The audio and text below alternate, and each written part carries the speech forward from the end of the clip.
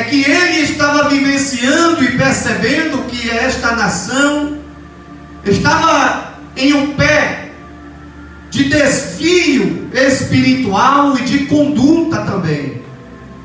Para entendermos, primeiro precisamos voltar ao capítulo de número 23. E engraçado e interessante é que no versículo 1 do capítulo 23, ele faz uma narrativa, ele chama e conclama os anciãos, ele chama os líderes, homens de todas as idades, líderes, pela qual se levantou dentro desta nação, e ele diz: olha, eu estou ficando velho, os meus dias estão se findando, eu estou percebendo que no meio de vós há alguns que estão com um sentimento ou com uma pretensão de desviar-se e servir a outros deuses. É interessante que quando ele fala no capítulo 23, existem pelo menos algumas referências que apontam para a situação em que a nação estava vivendo, os filhos de Israel estavam vivendo. Antes disso, ele já havia dividido a terra, pegando as partes de cada tribo, e já havia dividido. Depois que ele faz isso, faz esse trabalho, inspirado, escrito no livro da lei de Moisés, para que dele não vos aparteis, nem para a direita e nem para a esquerda. Note que quando Moisés morre, Deus vem até Josué e fala as mesmas palavras. Josué, agora vendo a sua morte se aproximar, ele fala da mesma maneira e aplica aquilo que Deus havia lhe ensinado para o povo. Ele diz: olha, vocês não podem de maneira nenhuma se apartar da lei de Moisés, se apartar dos princípios de Deus, se apartar dos estatutos do Senhor. Se nós estamos buscando a libertação para a nossa família, se nós estamos buscando a libertação para a nossa casa, eu preciso entender que o princípio da libertação, que o processo da libertação de alguém deve começar, deve ser entendida, deve ser interpretada, deve ser compreendida com o guardar os estatutos, as ordenanças de Deus. Eu preciso obedecer a Deus. Se eu não obedeço a Deus, não há como Deus provocar e produzir a libertação da família. Segunda coisa que Josué chama a atenção era para que esse povo não vivesse em jugo desigual. O que é isso? Josué no capítulo 23, versículo 7, depois do versículo 12, nos diz: não vos mistureis com estas nações que ainda restam no vosso meio, não fareis menção dos nomes dos seus deuses, não os invocareis nos vossos juramentos, não os servireis, não vos inclinareis para eles. Versículo 12: se porém de alguma maneira vos desviardes e vos achegardes ao resto destas nações que ficaram entre vós, e com elas vos aparentardes e vos misturardes com elas, e elas convosco. O que é que ele está dizendo? Vocês não podem se misturar com o mundo, vocês não podem ter e provocar jugo desigual. O que é isso? Luz não se dá com as trevas, luz se dá com luz, trevas com trevas, crente com crente, descrente com descrente. Não pode haver jugo desigual, não pode haver misturas, não pode haver fermento que leveda a massa. Não posso compartilhar e compactuar com aquilo que Deus reprova. Se eu faço isso, não há possibilidade de Deus entrar na casa, provocar libertação, libertar a família abençoar a casa. Não tem como. Ele está dando as diretrizes para Israel, para que eles possam ser e continuarem sendo abençoados. Primeiro, obedecer os estatutos, guardar os mandamentos. E quando Deus fala para Josué, depois que Moisés morre, ele diz assim, Josué, capítulo de número 1, nós vamos ver que Deus diz assim, Josué, não te atemorize, mas não aparte do livro desta lei, medita nele de dia e de noite, não se aparta um momento algum, faça desse livro o seu mantimento cotidiano, faça desse livro a sua alimentação diária. Alimente-se, reforça-te, alimenta a sua alma, seja regozijado nele, seja instruído por ele, seja guiado por ele. Não se aparte nem para a direita, nem para a esquerda. Mantenha o seu propósito, mantenha a sua visão, olhe para o alvo, continua olhando para Deus. Não deixe que as distrações te afaste do caminho. Deus disse isso para Josué, e agora Josué está dizendo para o povo. Segundo, eu não posso de maneira nenhuma misturar com jugo desigual. Trevas não se dá com luz, luz é com luz e trevas com trevas. Uma outra questão agora é que ele chama para um terceiro, para que não deixasse a nação de Israel, os filhos de Jacó, perecer de fome. José foi, com certeza, uma arma secreta de Deus para isso. O povo entra no Egito como filho de príncipe, como parente de um governador. O povo se multiplica. E agora, depois que José morre, o povo é liberto pela mão potente e poderosa de Deus. A saber que cada praga que Deus mandou sobre o Egito, Deus estava combatendo os deuses do Egito. E Deus mostra para eles: eu tirei vocês com a mão de ferro, eu tirei vocês com a minha mão forte, eu fiz um reboliço no Egito. Veja que eu vos tirei com a palma da minha mão, eu vos coloquei diante do mar, coloquei os filhos do Egito na escuridão e coloquei um limite entre vós e o Egito, num grande mar, eu abri para que vocês passassem. Tudo isso Deus falando para aquela nação,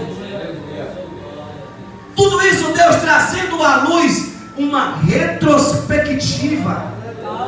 Lembra do final do ano, que sempre tem a retrospectiva, que mostra tudo aquilo que aconteceu durante o ano? Da mesma forma Deus fez, mostrando tudo aquilo que ele havia feito até chegar naquele patamar, para ter chegado até ali. Lembra do que Deus vem fazendo com você até você chegar aqui? Você lembra disso? Vale a pena voltar atrás? Vale a pena se prostituir espiritualmente? Vale a pena se misturar com jugo desigual? Vale a pena não obedecer a Deus? Será que vale a pena? Será que Deus não tem feito, não tem trabalhado, não tem mostrado, não tem falado? Será? Eu acho que não. Eu acho que Deus tem falado com você. Eu acho que Deus tem mostrado para você. E se você está esquecido, Deus te trouxe aqui para te dizer, para você lembrar de tudo aquilo que Ele tem feito com você. Quem era você antes, quem era você hoje.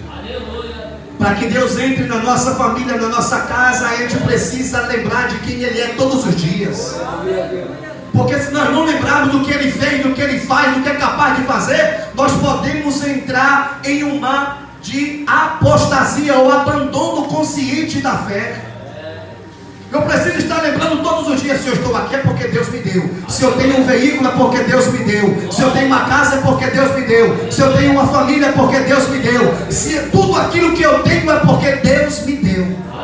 Número 16, no capítulo 23, Deus fala para Josué: diga aos filhos de Israel para que eles não se prostituam espiritualmente. Olha que interessante, que a palavra prostituição aqui, Deus utiliza exatamente como alguém que foi infiel na sua relação com Deus. Assim como um homem ou uma mulher que se traja e que se porta de forma infiel ao seu cônjuge, Deus também tinha e olhava para Israel todas as vezes que ela buscava outros deuses, todas as vezes que ela se desviava do propósito para Deus. Era como se essa nação estivesse se prostituindo espiritualmente.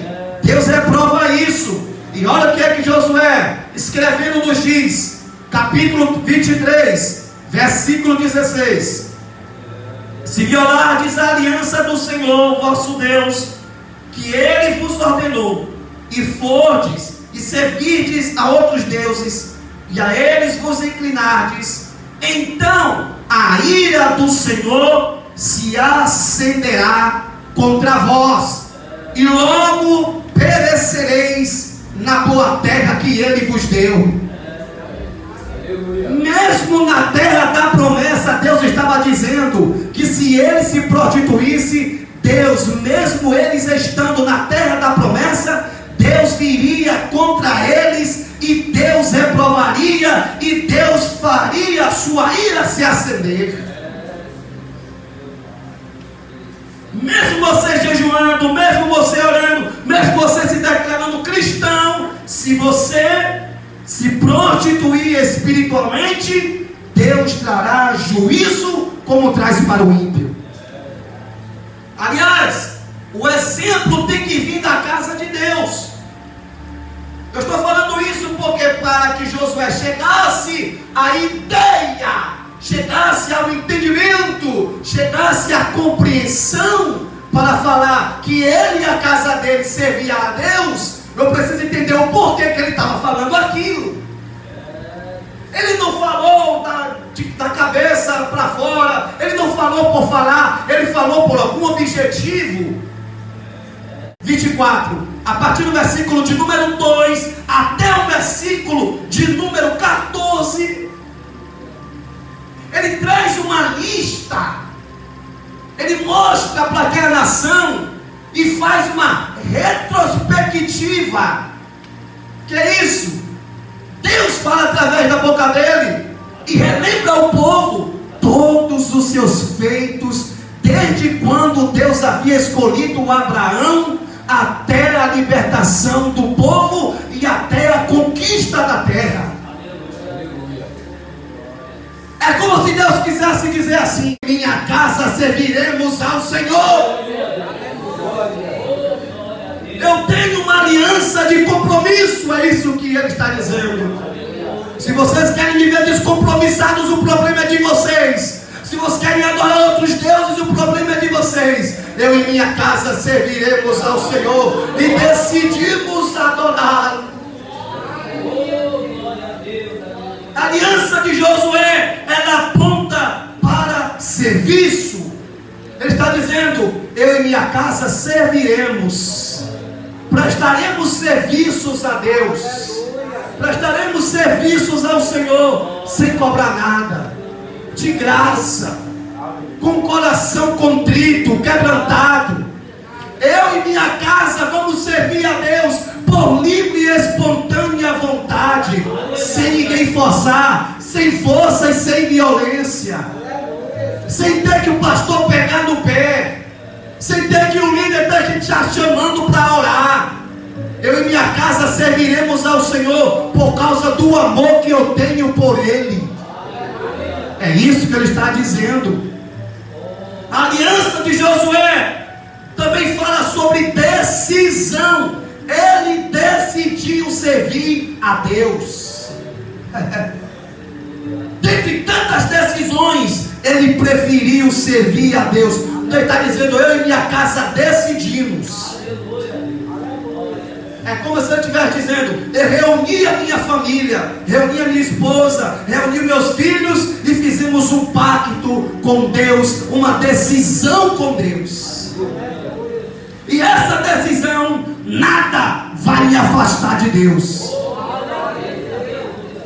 Pode vir com prata, pode vir com ouro, pode vir a proposta que for. Eu estou decidido, eu estou convicto, eu estou fechado com Ele.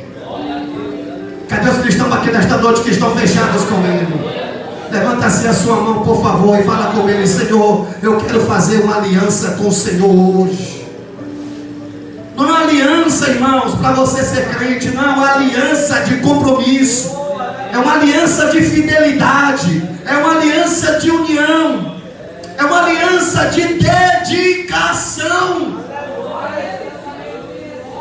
é colocar e decidir de forma espontânea. Se ela não tiver relacionamento com Deus, culto é relacionamento. Aí eu lhe pergunto: será que é só aqui, nesse ambiente? Não. Se é relacionamento, é aonde você estiver. Ele está dizendo isso. Olha, Israel, eu tenho compromisso e uma aliança de culto. Eu tenho um relacionamento fidedigno com o Senhor, de lealdade. Eu sou leal a Ele. Se Ele me abençoar, eu sou leal a Ele. Se Ele não abençoar, eu continuo sendo leal a Ele. Se Ele operar, eu sou fiel a Ele e sou leal a Ele. Se Ele não operar, continuará sendo Deus. Nada muda entre eu e Ele. Culto fala de entrega para Ele. Ele está dizendo: eu e minha casa resolvemos nos entregar diariamente a Ele. Como eu posso fazer isso então? Você já leu a Bíblia? Você já jejuou? Quanto tempo você fez isso? Quanto tempo você não fez uma vigília pessoal, só você e Deus, passando uma noite em oração? Quanto tempo tem que você passou um dia, um momento, ou melhor dizendo, passou um tempo expressivo com Ele? Não tem como, porque a rede social tomou isso. Parece que não tem como, que se não postar no Face, se não postar no Instagram, se eu não mostrar uma identidade que muitas das vezes nem é minha, eu perco mais tempo com isso do que ali de joelho orando. Isso é relacionamento, isso é culto. Quanto tempo tem? É Deus trazendo para a sua memória uma retrospectiva e te perguntando: quanto tempo tem que você não gasta tempo com Ele? Quanto tempo tem que você não passa tempo com Ele? Não é aquela oraçãozinha de 5 minutos não, irmão, antes de dormir não é isso não. Eu estou falando de entrega. Eu estou falando de você passar 3 dias sem comer. Eu estou falando de você passar um tempo, um dia todo. Sabe, falar assim: volta com a solução deles, volta com a orientação deles. Quem passa mais tempo com Deus, volta com a palavra de vitória. Quem passa mais tempo com Deus, volta com uma palavra que dá o norte. Quem passa mais tempo com Deus, volta com a palavra certa, a instrução certa, o momento certo, a hora certa. Quem passa mais dias e tempo com Deus, passa menos tempo resolvendo B.O.